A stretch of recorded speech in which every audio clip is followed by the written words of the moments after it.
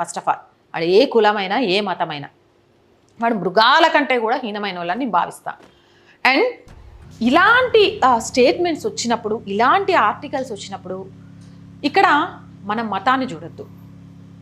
సీరియస్గా చెప్తున్నా, తప్పు చేసింది హిందూ అయినా, తప్పు చేసింది క్రిస్టియన్ అయినా, తప్పు చేసింది ముస్లిం అయినా, వాళ్ళెవరైనా సరే కఠిన శిక్ష పడాల్సిందే.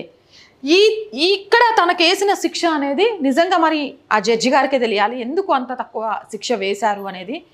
లేదా అమ్మాయి వయసా, లేకపోతే ఇక్కడ ఈ అమ్మాయితో అనుచితంగా ప్రవర్తించినప్పుడు ఈ అమ్మాయికి జరిగిన మానసిక అంటే శారీరక దెబ్బలు కానివ్వండి, లేకపోతే శారీరకంగా తన మీద అయిన గాయాలు కానివ్వండి, దాన్ని బేస్ చేసుకొని ఇక్కడ తీర్పిచ్చారా? ఎందుకంటే డాక్టర్ స్టేట్మెంట్లు, శారీరక గాయాలు, అక్కడ పరిస్థితి, ఆ అమ్మాయి వయస్సు, ఇవన్నీ కూడా క్యాలిక్యులేట్ చేస్తారు. అప్పుడున్న సిచ్యువేషన్స్. మన దరిద్రం ఏంటంటే కొన్నిట్లలో నేను వింటా ఉంటా ఆడు తాగిన మత్తులో చేసి